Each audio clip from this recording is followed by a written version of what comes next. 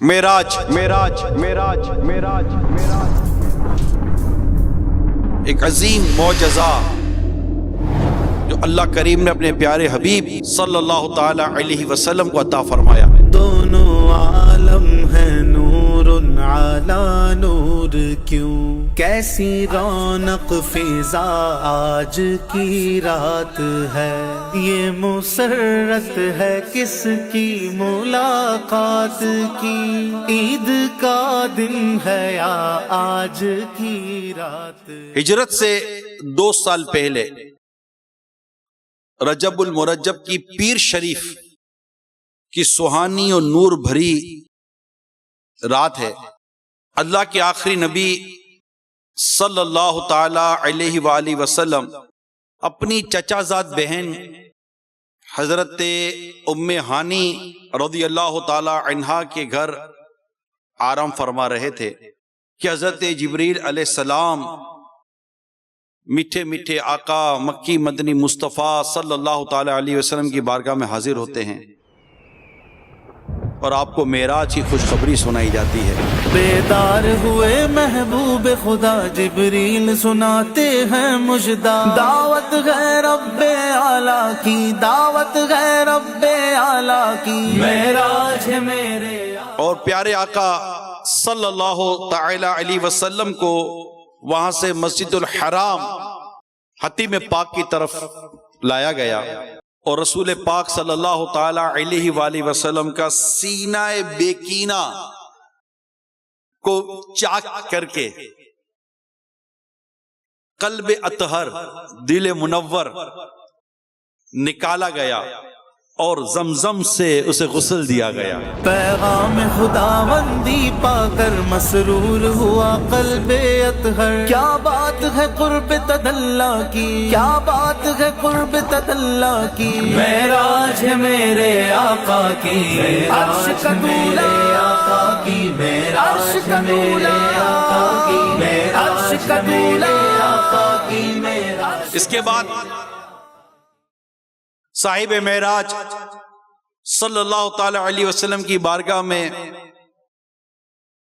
ایک سواری پیش کی گئی جس کا نام تھا براق، جنتی سواری،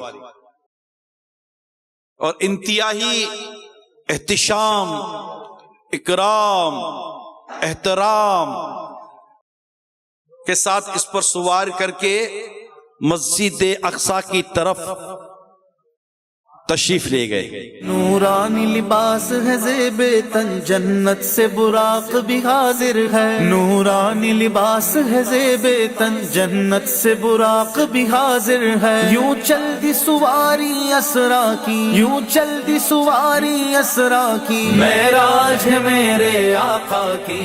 کمال ہے اس وقت کا منظر دیکھیے کہ ایک ایسا وقت اور ایسا مقام کہ جبریل امین بھی وہیں، سارے انبیاء کرام بھی وہیں، اور امام الانبیاء بھی وہیں. وہ گھڑی بھی کیا گھڑی ہوگی.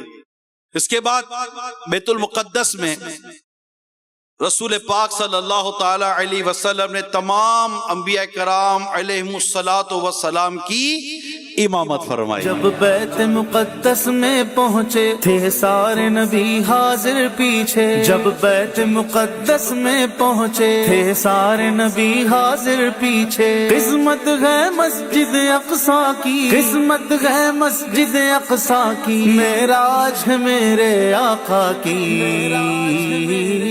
پھر وہاں سے آسمانوں کی سیر کی طرف سفر ہوا. حضرت جبریل علیہ السلام نے باری باری تمام آسمانوں کے دروازے کھلوائے.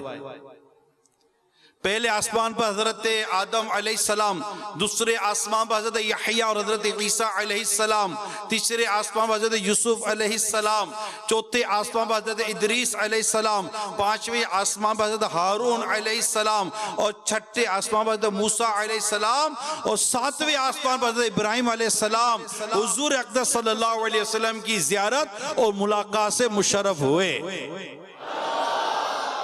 انہوں نے صاحب معراج صلی اللہ تعالی علیہ وسلم کی عزت و تکریم کی اور تشریف آوری پر مبارکبادیں دی. اللہ حتیٰ کہ نبی اکرم صلی اللہ تعالی علیہ وسلم ایک آسمان سے دوسرے آسمان کی طرف سیر فرماتے اور وہاں کے عجائبات ملاحظہ فرماتے. تمام مقربین کی آخری منزل سدرۃ المنتہا تک پہنچے. اس جگہ سے آگے بڑھنے کی چونکہ کسی مقرب فرشتے کو بھی مجال نہیں ہے، اس سے حضرت جبریل علیہ السلام پھر وہیں رک گئے اور آگے جانے سے معذرت چاہیے. آیا جب سدرا کا مقام بولا آقا سے غلام، آیا جب سدرا کا مقام بولا آقا سے غلام، آگے بڑھ سکتا نہیں تیرے قدموں کی قسم، رک گئے روح الامین، بولے یہ سرور دی تیری منزل ہے یہی، آگے اب جائیں گے ہم. جبریل ٹھہر کر سدرا پر، جبریل ٹھہر کر سدرا پر، بولے جو بڑے غم ایک قدم، بولے جو بڑے ہم ایک قدم جل جائیں گے، جل جائیں گے سارے بالوں پر، جل جائیں گے سارے بالوں پر. اب ہم تو یہی رہ جاتے ہیں، ایک دھوم دھوم ایک دھوم عرش اعظم پر مہمان خدا کے آتے ہیں. حضرت جبریل علیہ السلام وہیں رک گئے. صاحب معراج صلی اللہ تعالی علیہ وسلم آگے بڑھے، بلندی کی طرف سفر فرماتے ہوئے مقام مستوی پر تشریف لائے. پھر یہاں سے آگے کا سفر شروع ہوا تو عرش آیا. آپ صلی اللہ تعالی علیہ وسلم اس سے بھی آگے لا مقام تشریف لائے، جہاں اللہ عز و جل نے اپنے پیارے حبیب صلی اللہ تعالی علیہ وآلہ وسلم کو وہ قرب خاص عطا فرمایا کہ نہ کسی کو ملا نہ کسی کو ملے گا. سرکار عالی وقار دو عالم کے مالک و مختار بھی اذن پروردگار شفیع روز شمار جناب احمد مختار صلی اللہ تعالی علیہ وسلم نے بیداری کے عالم میں سر کی آنکھوں سے اللہ پاک کا دیدار کیا. آئے ہائے اللہ کی رحمت سے سرور، اللہ کی رحمت سے سرور، جا پہنچے دنا کی منزل پر، جا پہنچے دنا کی منزل پر. اللہ کا جلوہ بھی دیکھا، اللہ کا جلوہ بھی دیکھا، دیدار کی لذت پاتے ہیں. اللہ کا جلوہ بھی دیکھا، دیدار کی لذت پاتے ہیں. دیدار بھی ہوا اور لکھا گیا بے واسطہ، کوئی بیچ میں واسطہ نہیں ہے، بے واسطہ کلام کا شرف بھی حاصل کیا. اللہ نے جو فرمایا پیارے مصطفیٰ کریم سے فرمایا، بیچ میں کوئی واسطہ نہیں ہے. سرکار مدینہ صلی اللہ تعالی علیہ وسلم خاص رحمت و کرم ہوا. آپ انعامات الہیہ اور مخصوص نعمتوں سے سرفراز فرمائے گئے. زمین اور آسمان کی بادشاہت اور ان سے افضل و برتر علوم پائے. امت کے لیے نماز فرض ہوئیں. نبی پاک صلی اللہ تعالی علیہ وسلم نے بعض گناہ گاروں کی شفاعت فرمائی، جنت و دوزخ کی سیر کی اور پھر دنیا میں اپنی جگہ واپس تشریف لے آئے. جب صاحب معراج صلی اللہ تعالی علیہ وسلم نے اس واقعے کی خبریں دیں تو کفار نے اس پر بہت واویلا کیا، شور مچایا اور حضور اقدس صلی اللہ تعالی علیہ وسلم نے بیت المقدس کی عمارت کا حال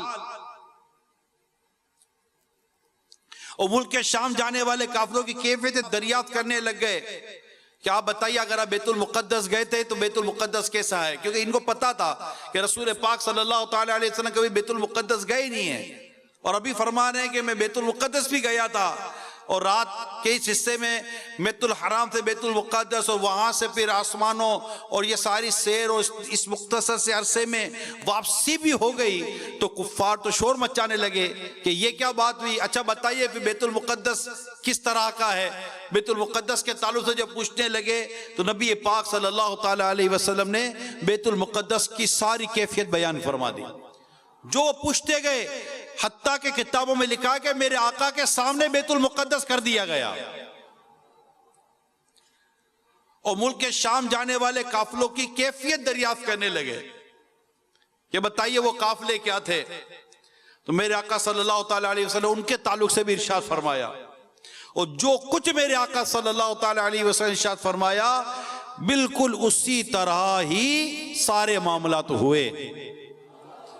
میرے پیارے اسلامی بھائیوں، اے عاشقان رسول، اے معراج کا جشن منانے والے اسلامی بھائیوں، میں نے یہاں انتہائی مختصر ایک واقعہ معراج بیان کرنے کی کوشش کی، جو مختلف آیات اور روایات مختلف اقوال کے ساتھ بیان کیا گیا ہے۔ واقعہ معراج ایک ایسا واقعہ ہے جس سے ایمان کو جلا یعنی زندگی ملتی ہے۔ یہ واقعہ عاشقان رسول کے ایمان کو گرما دیتا ہے، یہ واقعہ ایمان کی حرارت کا باعث بنتا ہے، جس سے معراج فرمانے والے آقا، یعنی یہ واقعہ جسے معراج فرمائے، جو صاحب معراج ہیں ان کی محبت دلوں میں مزید گہری ہو جاتی ہے کہ اللہ تعالیٰ نے کتنا اعلیٰ مقام نبی پاک صلی اللہ تعالی علیہ وسلم کو عطا کیا، کیوں نہ عطا ہوتا۔ سب سے اولا و اعلیٰ کون دیتا ہے، دینے کو منہ چاہیے، دینے والا ہے سچا، خلق سے اولیاء، اولیاء سے رسول، اور رسولوں سے اعلیٰ سب سے اولا ہو اعلیٰ ہمارا نبی، سب سے بالا ہو اعلیٰ ہمارا نبی، سب سے بالا ہو اعلیٰ۔ یہ واقعہ ایسا واقعہ ہے جس سے اپنے کریم آقا صلی اللہ تعالی علیہ وسلم کے مقام و مرتبے کا پتہ چلتا ہے، ایک شعور ملتا ہے کہ اللہ نے کتنا بڑا مقام مرتبہ عطا کیا۔ یہ معراج کا واقعہ جس سے معلوم ہوتا ہے کہ اللہ پاک کے تمام نبی اپنی اپنی قبروں میں زندہ ہیں۔ اس واقعہ اتنا عظیم ہے یہ واقعہ جس سے معلوم ہوتا ہے کہ تمام انبیاء بعد وفات بھی جہاں چاہتے ہیں قدم رنجا فرماتے ہیں۔ اس واقعے سے ایسا عظیم ہے یہ واقعہ جس سے معلوم ہوتا ہے کہ اللہ پاک کی قدرت سے کچھ بعید نہیں، یعنی وہ سب کچھ کرنے پر قادر ہے۔